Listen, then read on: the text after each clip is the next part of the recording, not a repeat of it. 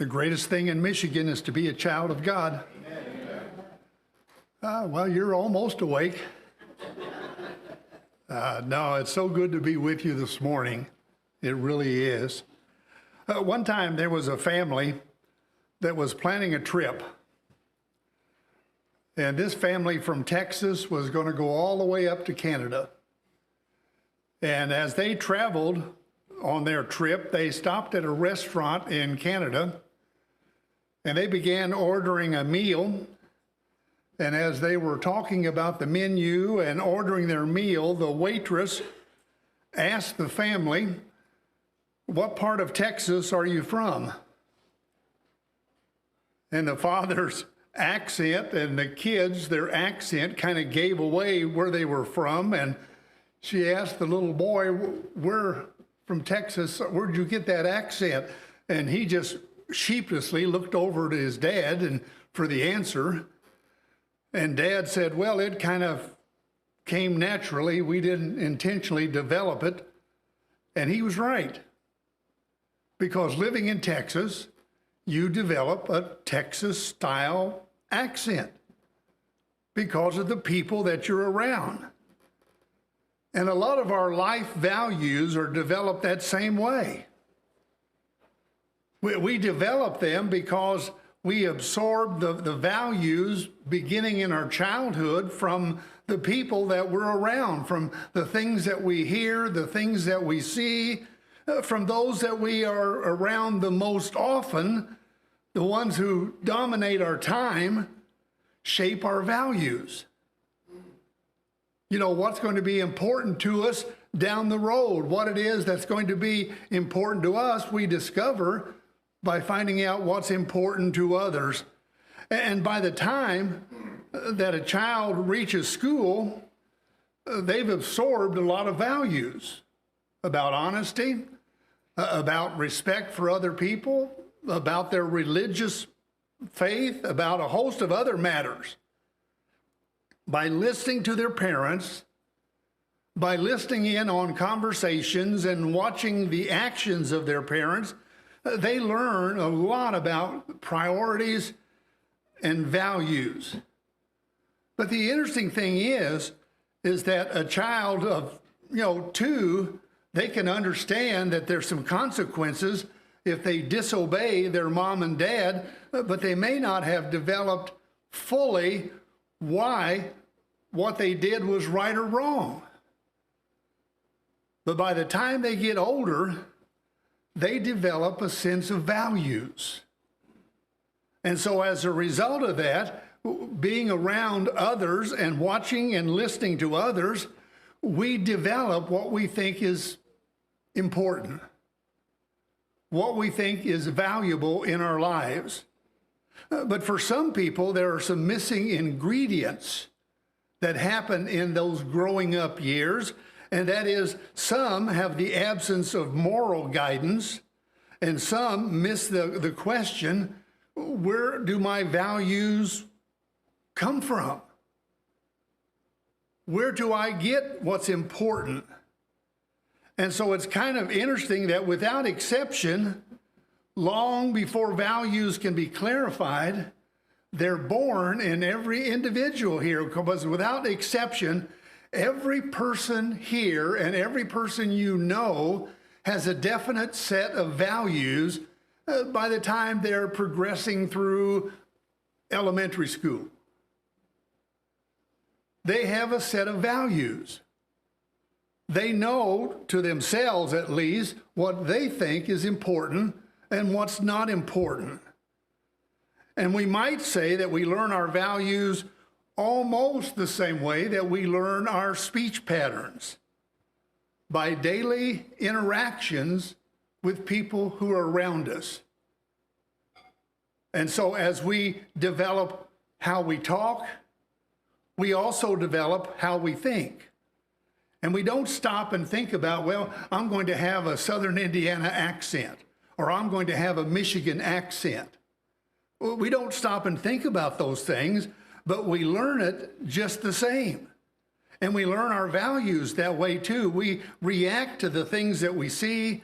We react to the things that we hear. We imitate people that we see and spend the most time around.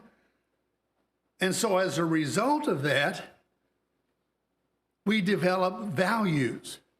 Recently, I was fortunate enough to have some of my family up here, and we were sitting around the table, and I asked them, I said, what are some of the important values that you think we gathered growing up? And my younger brother was sharing some things that he thought was important, and my wonderful sister-in-law was sharing some things that her family thought was important. And we came up with some ideas right here because we hadn't stopped and really, thought about what are some of the most essential parts of living? And are they evident in the way that we choose to live today? And they are, by the way, because the things that we saw that were important in our parents and our grandparents and our aunts and our uncles, but we started creating a short list. And since then, I've asked people in my small group, I've asked people in my Wednesday morning class the very same question. And so I was able to add to the list that I started. But we started out how important God was in our life, and how that we discovered early in our life that God is powerful and God, has the authority, and that God owns everything and that we're stewards of it. And we also discovered early how important the Bible is and how it's the authority of our life. And we discovered early how important prayer was.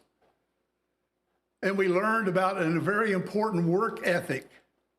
That if you took on a job, you did it the very best that you could. Or if you took on a job at church, a ministry, and you were going to help in an area, you did the very best that you could in that. And some others shared with me that, they learned about community and how that's a key to walking with Christ. The church family is so crucial. And living a balanced life and being people of integrity and honesty. And being relevant to our culture and focus on building the kingdom of God. And the list just kept growing as I talked to different people. But pinning down the essentials makes it so much easier to evaluate all of the concerns that we have and all the challenges and opportunities that come our way that will enable us to focus on the things that are on God's agenda for us. Bringing, by the way, the joy that accompanies being in step with Him. Stop and think about for just a moment with me your values, how important they are and where they came from. Now, of course, all parents don't instill good values in their children. Because I was reading a novel that John Cheever wrote called The Falconer, and it's about the son of the Farragut's, one of New England's most respected families of that day. And young Farragut had been sent to the state prison. And you would never expect the son of such a dominant, prominent family to ever end up in prison. Because he had every advantage that any young man could have in life. And yet there he was in this novel setting in Falconer State Prison, convicted of murder and drug addiction. And as he looked back over his life, he was haunted by one particular memory of his family. His family had everything. They had the summer cottage. They were a rich family tradition. He had a very good education. He had everything, that is, except good values and feelings toward his family and loyalties. He describes in that novel his family as being very self-centered. And he said, that's the biggest sin of my family. He recalled the rudeness of his parents to clerks and to servants, and their contempt for the opinions and feelings of other people, their undisciplined pursuit of their own pleasures. And such a family, he said, wreaks its worst effects, not on the outside world, but on its own offspring. Now, I thought about that for a little bit because values are born in a family the minute a child comes into that family and starts growing up in that family and becomes cuddled by that mother and that father, and their education begins. And it's really interesting that there's not a stronger lever in a child's conscience than those early experiences of the two adults that God has given every child. There should be that warm relationship with admired parents that builds a bond of trust as that child grows up. And what a wonderful picture is. So many times I've been at the hospital when children were born, and the excitement of parents and grandparents is there, just overwhelming. There was a man one time who was talking to a friend of his, trying to urge his friend for him to bring his family to church and to Bible school. And his friend just quickly said, well, my theory and yours is much different. He says, my theory is that my children should not be prejudiced in any direction, that they should choose their opinions for themselves. Well, the friend didn't say a word for a moment. But before his friend left, he said, would you like to see my garden before you leave? And the man said, why, sure. So they began walking back past the garden shed, and he showed his friend his garden. And his friend looked at him and said, well, that's not a garden. That's nothing but a bunch of weeds there. And he says, well, this year I decided that I didn't want to infringe upon the liberty of my garden in any way. I was going to give the garden a chance to express itself and choose its own production.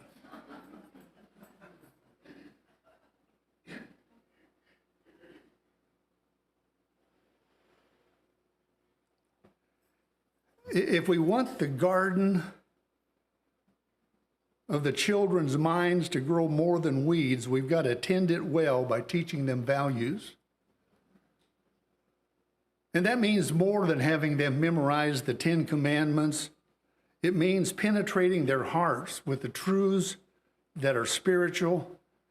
It means consistently living out those values you want your children to embrace in front of them.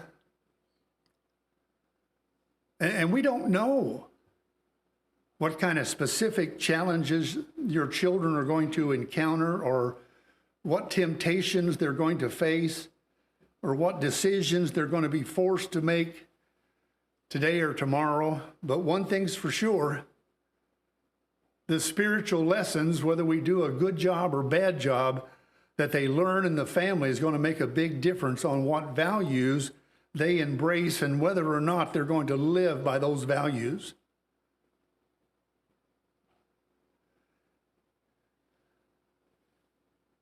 If we want our family to have spiritual value,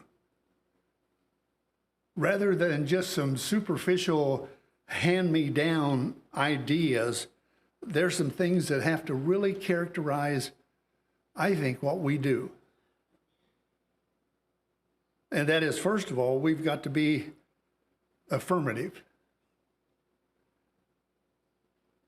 You know, sometimes that's easy, and sometimes it's not. Because it's a lot easier if you were to ask me what I'm against than what I'm for. You know what I'm saying? If you were to talk to me and you say, well, Tom, you know, and I do this without thinking sometimes, you know, it's a lot easier for me to say that I'm against killing innocent babies than to say that I'm for life. And it's a lot easier for me to say that I'm against pornography rather than I'm for mutual respect between men and women. It's easier for me to attack some of the anti-family forces out there that are attempting to tear families down than to say that I'm for healthy, productive families. Whenever we say no to something, let's say that you had a child come to you and ask to go to a party, and you don't know enough information that you feel comfortable about letting them go to that party. If you say no to that party, you've got to fill the vacuum. You've got to maybe say, why don't we plan a party here at our house the week after that, and you can invite your friends to come here, and we'll provide a lot of kid-friendly food and music and games, and the kids will have a welcoming, wholesome atmosphere where they can have fun, and we're going to know what's going on. See, the same issue between right and wrong. Every time you and I label something as wrong, should we not describe or ask, what would the right be? We've got to be affirmative here. Our kids need to know that the Christian faith is by and large a positive faith that's leading to an enjoyable, abundant life. We don't run from the pleasures of life, but we embrace them on the high ground of God's will, the only place, by the way, they can truly be enjoyed.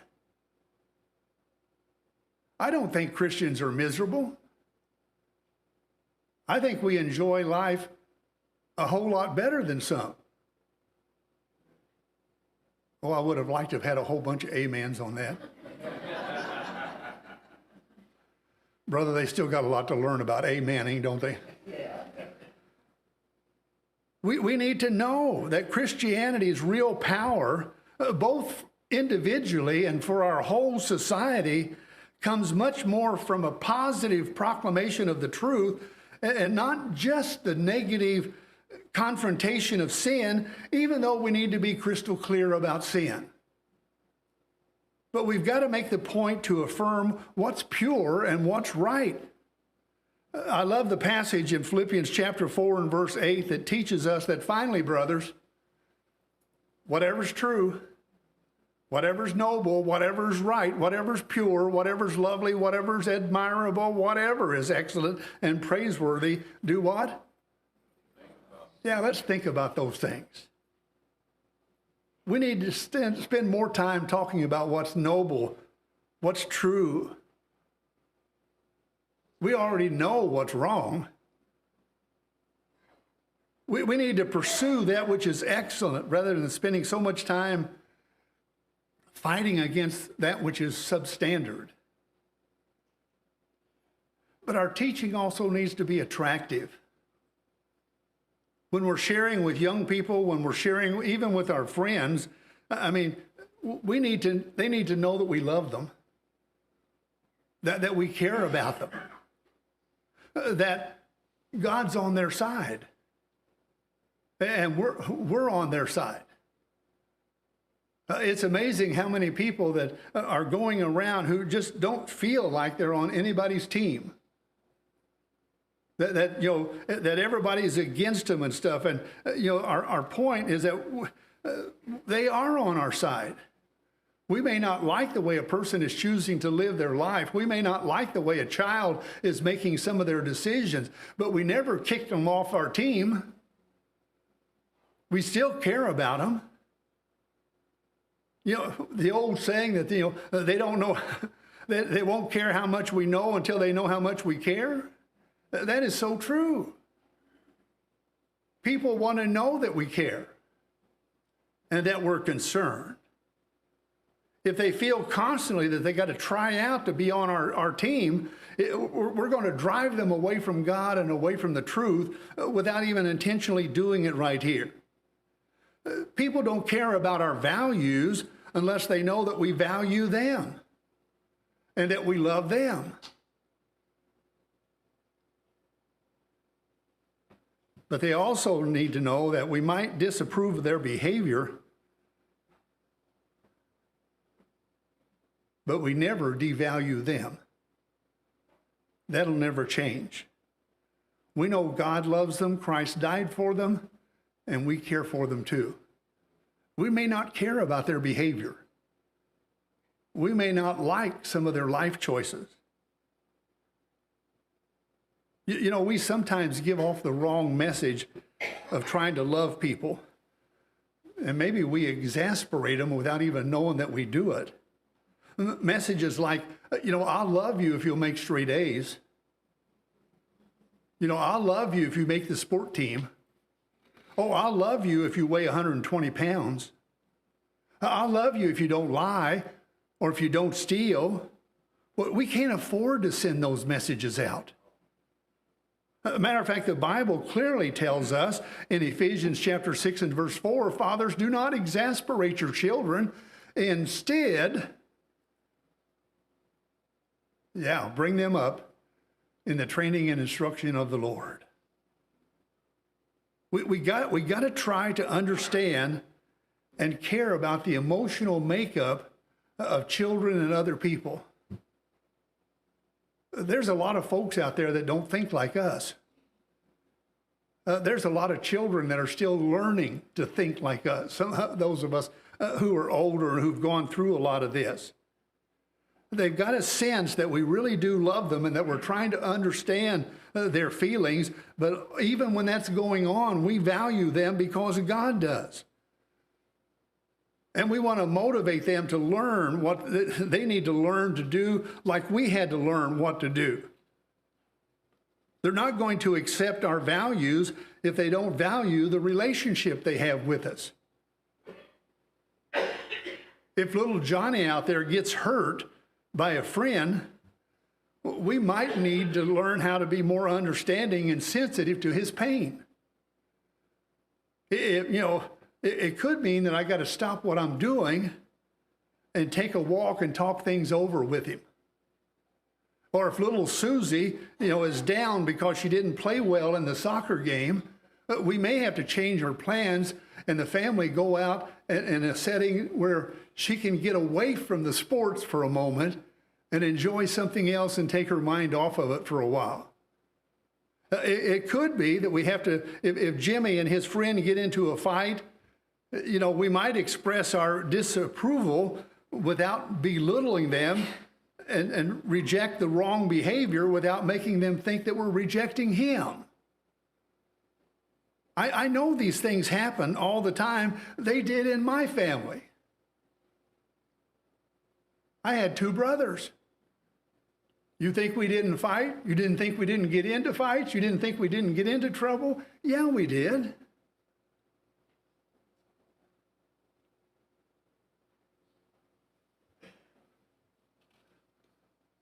But my mom and dad never stopped touching us.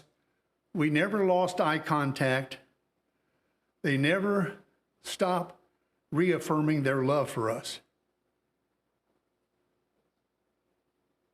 Never. I never felt like my folks ever said at any time, I don't love you now.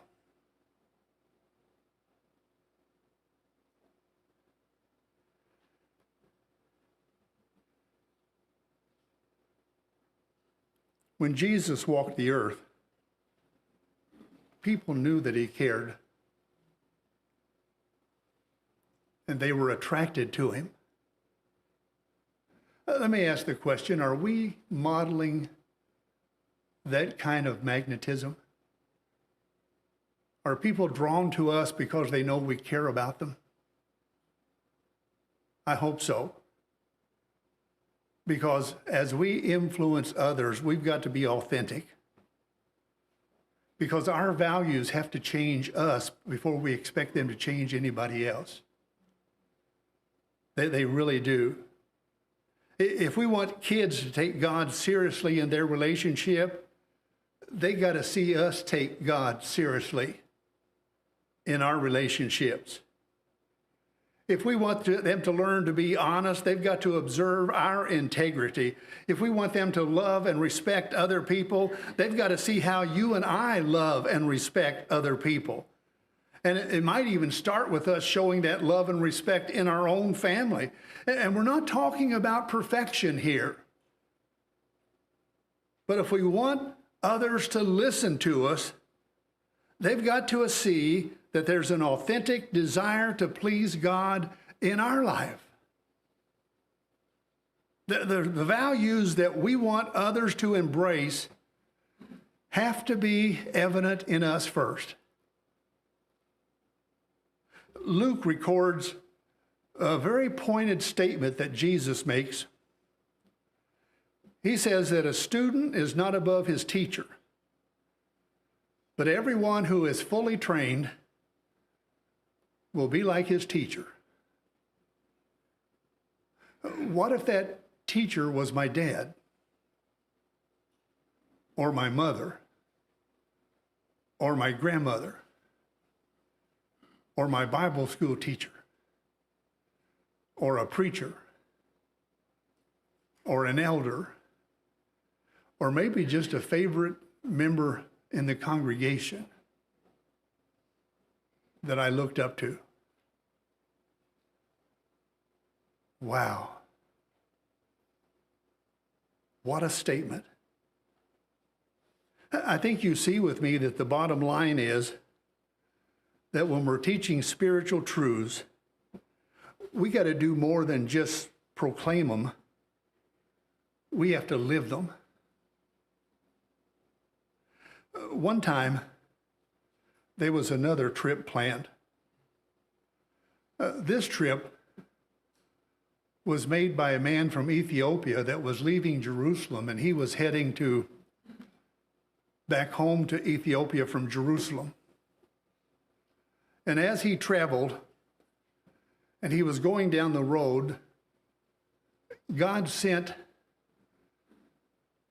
a man up to his chariot and asked him, "Do you understand what you're reading?" And the man said, "Well, no, not if somebody doesn't help me." He was invited into the chariot, and as they rode along, he taught him Jesus and how to be saved. You say, "Well, it doesn't say that, Tom." No, but the results show you that he was being taught how to be saved. The Ethiopian traveling along said, "There's some water here. Can we stop? I want to be baptized." And he says, "If you believe, you may." They stopped the chariot on that journey, and he was baptized. I love the next phrase, because it happens every time I see someone baptized. He went on his way rejoicing. Have you made that trip yet? The trip down the road, in this case the aisle, and say, "Here's water. Is there anything that would stop me from being baptized?" If you're ready to make that trip, we'd like to help you while we stand and sing this song.